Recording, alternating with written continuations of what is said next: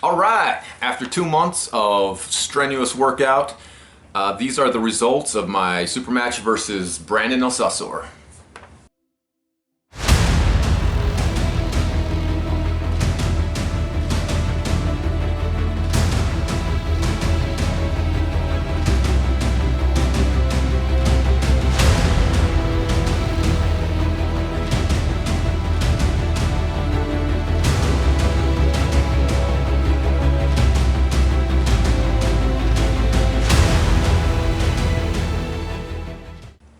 All right, so how do you take a beat down like that? I mean, it wasn't like kind of close. It was pretty bad. It was pretty bad. He actually was changing up the moves to see how many different ways he could beat me. That's how bad it actually went.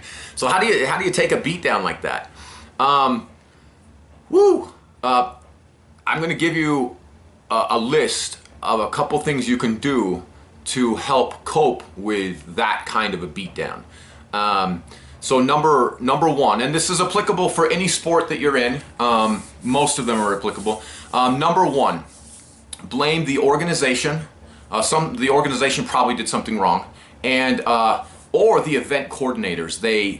I'm sure they did something wrong. They called you up at the wrong time. They were a little late. Something. The event coordinators must have screwed up.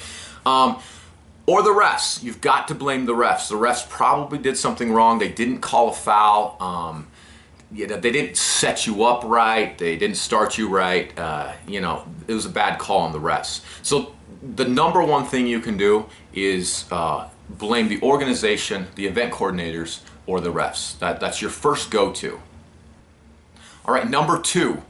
If you had to cut weight, this is a really good thing to blame on, because forget the fact that everybody else had to cut weight also, and maybe you're out of your weight range. Like, just kind of forget those two facts, but it's all about you and that you had to cut weight. Number three, blame it on the rain. As the song so eloquently states, blame it on the rain. Blame it on the stars. They shine at night. But whatever you do, don't place the blame on you. Blame it on the rain, yeah, yeah. Number four, this has worked throughout all history of time since the beginning. Blame it on the woman.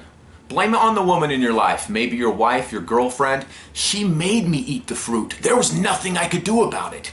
It doesn't matter how ridiculous and crazy it may sound. Just blame it on your wife, your girlfriend. Number five, this has also worked throughout all of time. Blame it on your age. It's not because you didn't work out enough, and it's not because you eat a lot of crappy food. It's because your age. You're getting older. And even though in arm wrestling, age has virtually nothing to do with anything, because as you get older, it's an advantage for your tendons and your ligaments and your bones. They get thicker and stronger. So in arm wrestling, even though it's somewhat of an advantage to be older, just forget about all that and blame it on your age. It's your age, you know.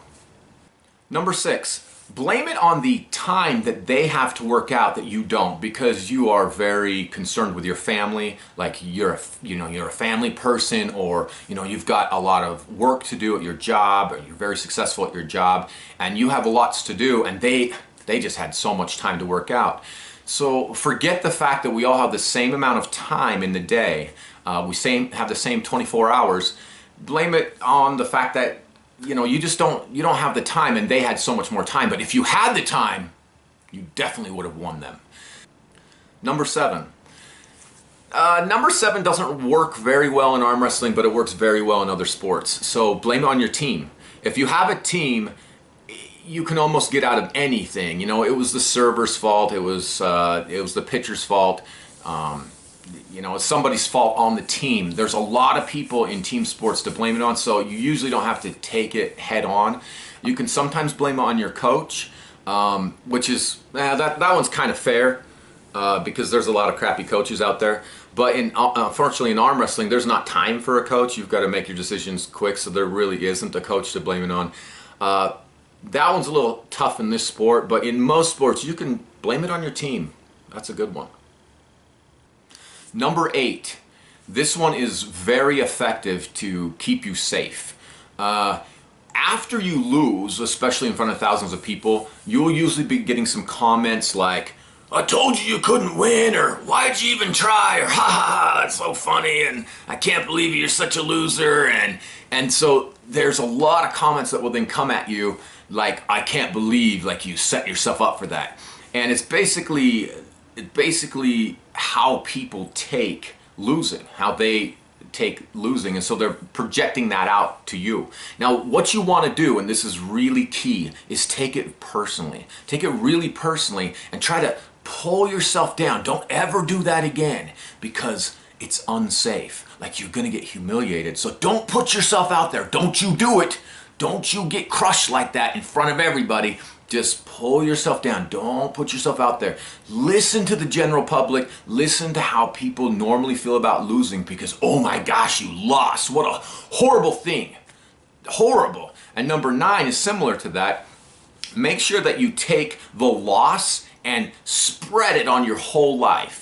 It means that if you lose in this, you must suck at this, and this. You're no good, you're not intelligent, you're not good in bed, you suck at everything because you suck at this. So make sure that you spread how bad you got your ass butt kicked on everything.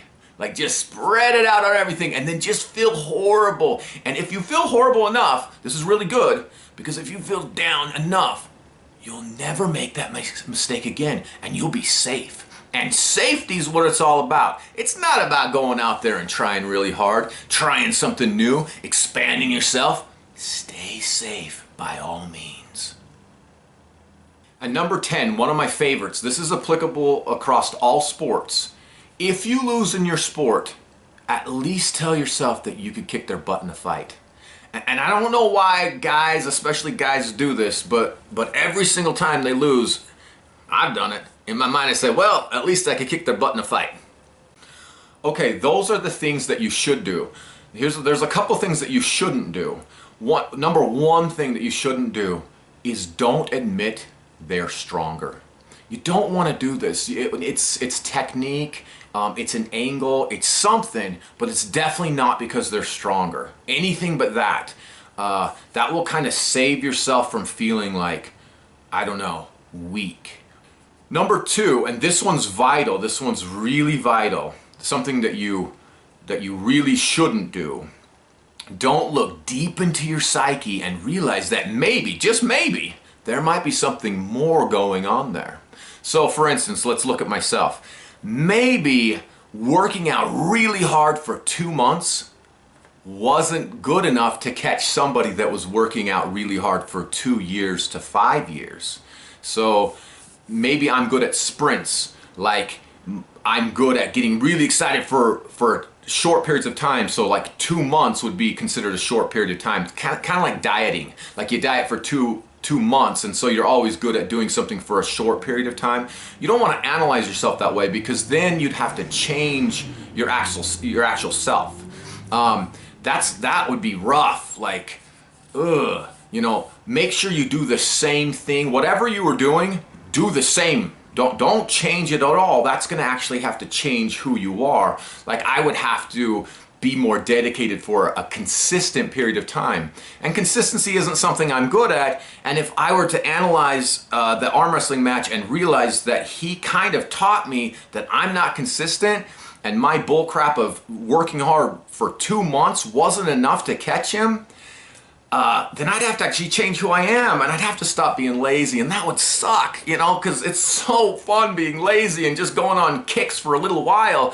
And so then I'd actually just have to change myself. So, you know, just take that away from your mind. Don't look at deeper things of why you might have lost that actually have to do with who you are. Don't you do it. Now, the last thing you want to do, and this one seems to help a lot, is a lot of people, it's your ego that hurts the most. It's and so a lot of people will feed themselves like comfort food. You know, this is pretty typical. And so you want to feed yourself comfort food. But what I've realized is it's not so much like your stomach that needs the comfort. If you think about it, who's the one that took the loss? In this case, it was my arms. So it's my arms that need the comfort. So you get your ice cream, and you got to get the good stuff. you've got to get this coconut milk. I don't know if you can see that on there. You got to get the coconut milk kind. It's a little more expensive, but coconut milk is good for the skin. So you don't want to eat this stuff.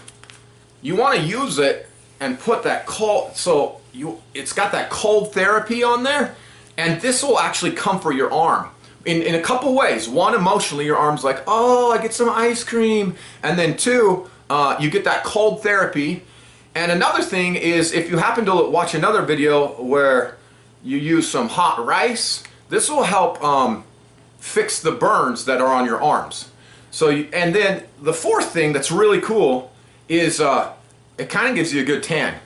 So it kind of, you know, makes it looks really good, you know. So yeah, you definitely want to use this cold therapy and give the comfort to your arm, not your stomach. Thanks for tuning in!